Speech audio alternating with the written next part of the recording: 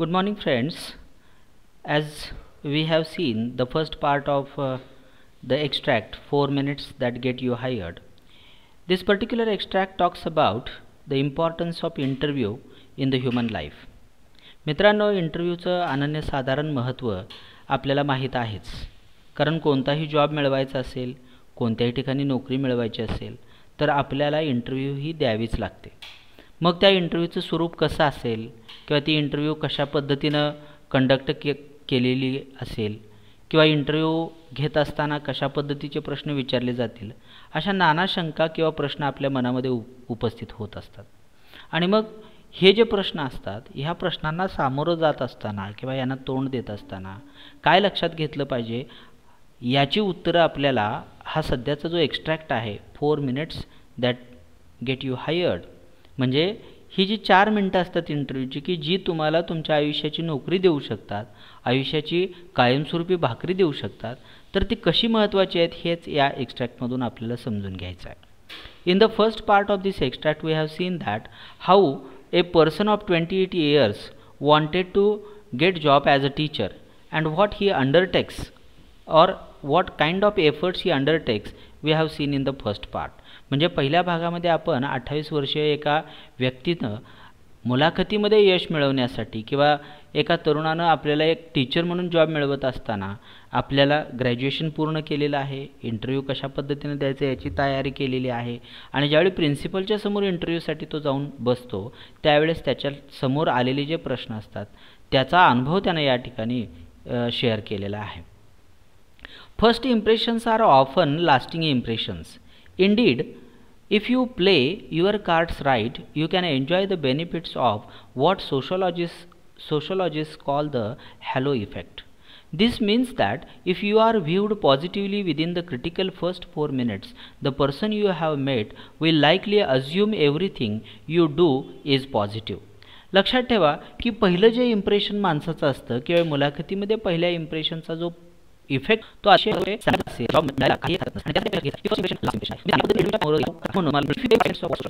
Sociologist म्हणजे समाज अभ्यासक जे काय विचार करतात की हॅलो इफेक्ट म्हणजे हॅलो म्हटल्यानंतर एक तुमच्याबद्दल पॉझिटिव्हिटी निर्माण होते, तुमच्याबद्दल एक सकारात्मक विचार तयार होतो किंवा तुम्ही एक चांगले व्यक्ती आहात अशा पद्धतीचं इम्प्रेशन सुरुवातीला पडतं की त्याचा फायदा तुम्हाला होऊ शकतो. This means that if you are viewed positively within the critical first 4 minutes, the person you have met will likely assume everything you do is positive. म्हणजेच या पॉझिटिव्ह इम्प्रेशनचा परिणाम तुम्हाला पॉझिटिव्हली तो जॉब मिळण्यासाठी होऊ शकतो आणि त्यासाठी तुम्हाला पहिली 4 मिनिटं ही काबीज करावी लागतात किंवा त्याच्यामध्येच तुम्हाला विजय प्राप्त करून घ्यायचा असतो. Now let us see the next part. 4 minutes. Studies tell us that is the amount of the time we have to make an impression on someone we have just met. लक्षात ठेवा 4 मिनिट हा वेळ काही फार मोठा कालावधी नसतो, परंतु त्याच कालावधीमध्ये आपण ज्या व्यक्तीला भेटतो त्या व्यक्तीवरला आपल्याला इम्प्रेस करायचं असतं किंवा त्याच्यावरती आपला प्रभाव टाकायचा असतो. कारण नवीन व्यक्तीला तुम्ही कोण आहात, कसे आहात, तुमच्याकडे काय क्वालिटी आहे, जोपर्यंत तुम्ही बोलत नाही, जोपर्यंत त्याच्याशी इंटरॅक्ट करत नाही तोपर्यंत त्या ठिकाणी समजत नाही आणि त्यासाठी आपल्याला हे लक्षात घेऊन चाललं पाहिजे की आपल्याला त्या व्यक्तीवरती प्रभाव टाकायचा आहे. And within a mere 10 seconds that person will begin to make judgments about our professionalism, social class, morals and intelligence. लक्षात ठेवा समोरचा व्यक्ती सुरुवातीच्या 10 सेकंदानंतर आपल्या विविध पैलूंवरती विचार करायला आणि त्याचं मत तयार करायला सुरुवात करत असतो आणि त्यासाठी आपल्याला हे लक्षात घेणं गरजेचं आहे की पहिल्या काही मिनिटांमध्येच आपल्याला त्या व्यक्तीवरती प्रभाव पाडणं गरजेचं आहे किंवा त्या व्यक्तीला समजून सांगितलं पाहिजे की हाऊ प्रोफेशनल एम आय किंवा in which social class I belong to किंवा what are the morals or the principles I possess and what are the various good intelligent qualities I am possessing.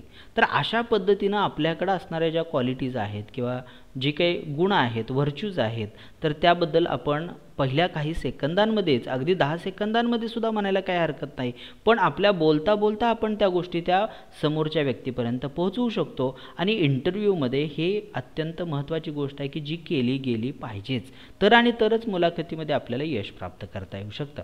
People tend to focus on what they C.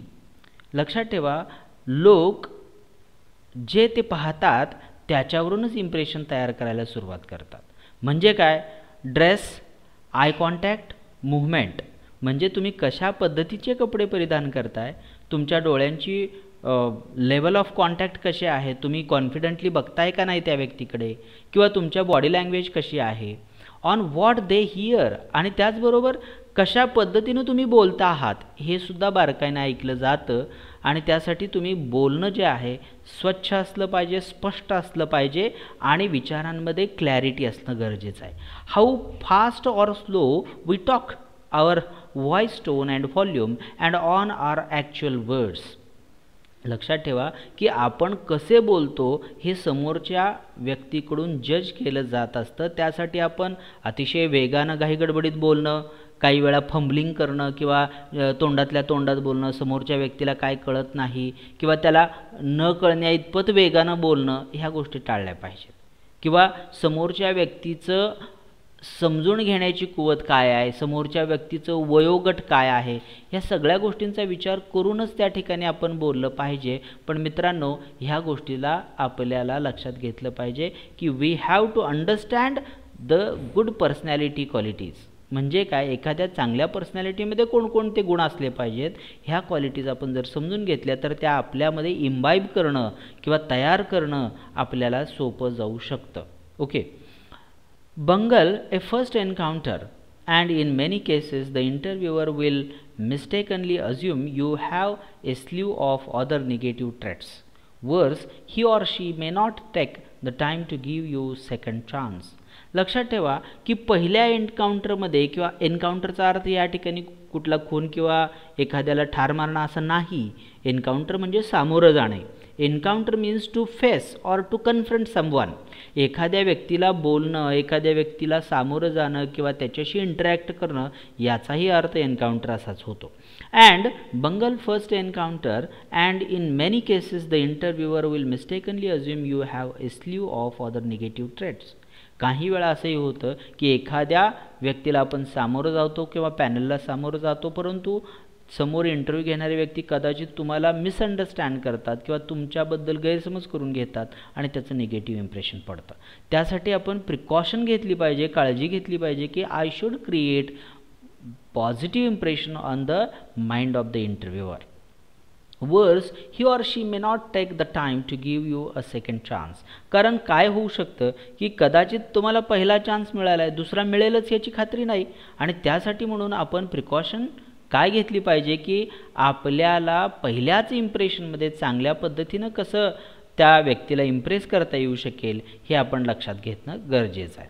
Most employers believe that those who look as if they care about themselves are more likely to care about their jobs.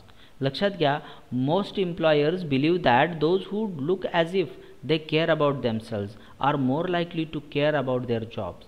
बरेच employers हे तुमच्याबद्दल काळजी करतात असं दाखवतात असं नाही, तर they likely to care about their jobs. त्यांना त्यांचे जॉबबद्दल काळजी असते किंवा ते त्यांच्या जॉबबद्दल काळजी करत असतात.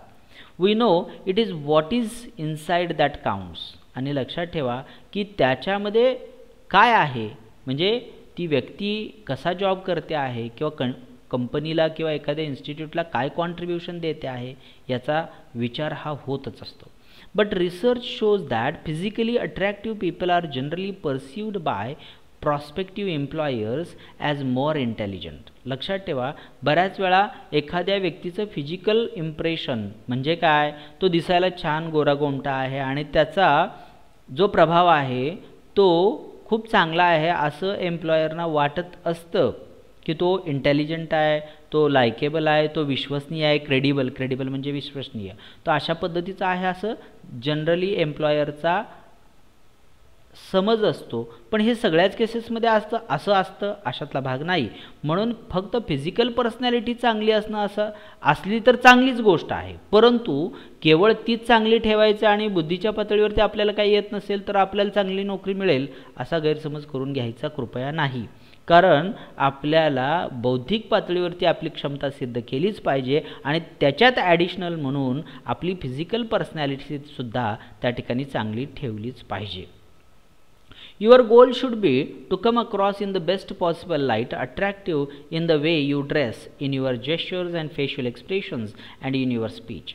लक्षात ठेवा, तुमचे जे जेस्चर्स आहेत म्हणजे हालचाली आहेत, फेशियल एक्सप्रेशन चेहऱ्यावरचे हावभाव आहेत किंवा तुमचं जे बोलणं आहे, या माध्यमातून तुम्ही स्वतःला समोरच्या व्यक्तीकडे त्या व्यक्तीवरती इम्प्रेशन टाकलं पाहिजे आणि त्या समोरच्या व्यक्तीला तुमच्याकडे अट्रॅक्ट करून घेतलं पाहिजे.